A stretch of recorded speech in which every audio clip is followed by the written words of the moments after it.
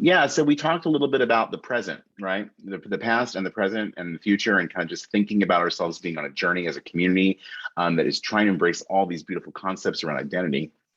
And we can't do that without parents and allies who get it and want to show up for us and support us. That is so, so, so important. And the parent experience around LGBTQ plus giftedness it's shown me in my work on this movie that this is a very important part of the story. So this next section is really about that. And so I'd like to invite Tamara Grady to unmute and start off that conversation with us. Tamara has an incredible story. Tamara, please tell us about you and your journey with your son and your own journey as a mom who has become an advocate for yourself and for others in your community. It's been so inspiring to watch. Thank you so much, Mark and Tim and Danielle, for bringing us together this evening.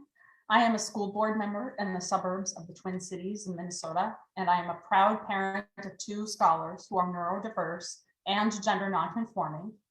I am also an advocate for safe, equitable, and welcoming learning environments for each and every student. I want to start by saying that getting a good schooling fit for each of my children has been a struggle since the beginning. And as my children entered their adolescence, their LGBTQ identities emerged. And in terms of my own advocacy, it was a game changer. As a white cisgendered woman, I was used to advocating for my kids' advanced academic abilities, but going in and starting to ask for bathrooms and name changes and pronouns and explaining to people what pronouns are, as well as supporting healthcare needs, was really different. It was more intense, and I was just really not accustomed personally to hitting the systemic barriers of homophobia and transphobia. And also I was acutely aware that most gender conforming children do not have parental support at home. And, you know, as a sensitive parent and a mom who really places a high value on unconditional love, it was really still hard for me to manage my feelings around that, because that support is so critical. So, and in light of that awareness and my growing sense of urgency for my children and other children, I started advocating for a gender inclusion policy for all gender nonconforming kids in my school district. And when I hit roadblocks, I enrolled in a master's program in advocacy and political leadership, follow up on my first degree in anthropology and gender studies. And when I realized that gender inclusion policy would not go into the agenda without electoral change at the board level, I ran for school board and I won. Now, some of the successes are tangible and immediate. As a board, we were able to vote in our first person and woman of color as board chair, which was fabulous for our community because she is amazing.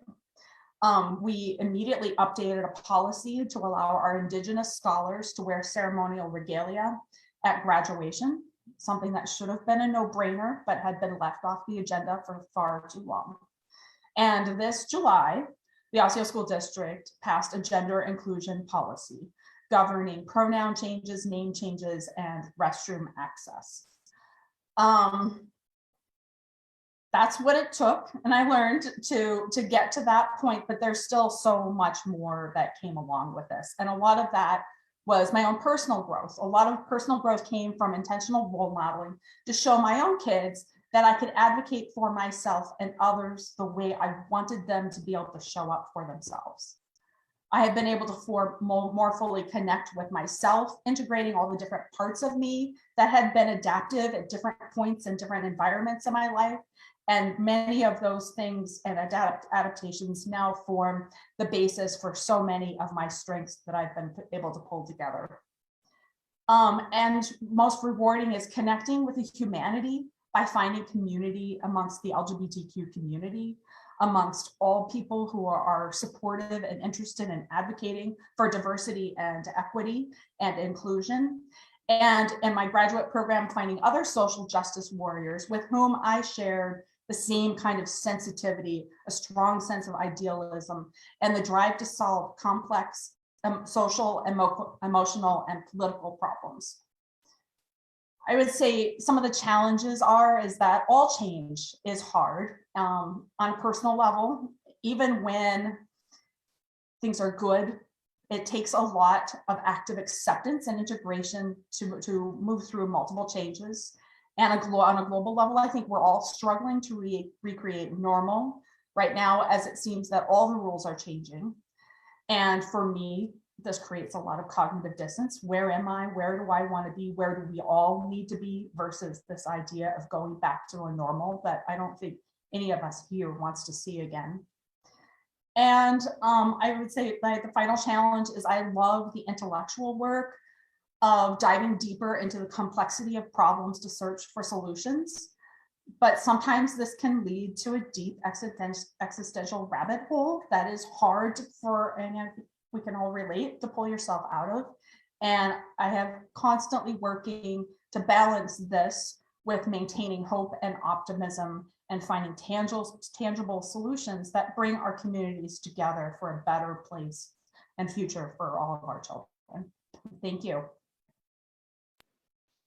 Beautiful, beautiful. I love your journey, Tamara. I'm just going to give you some more jazz hands here because I'm so delighted that you are an elected public official and that this is part of your story. You know, when I met you, you were just beginning your journey. You were in a deep place of struggling.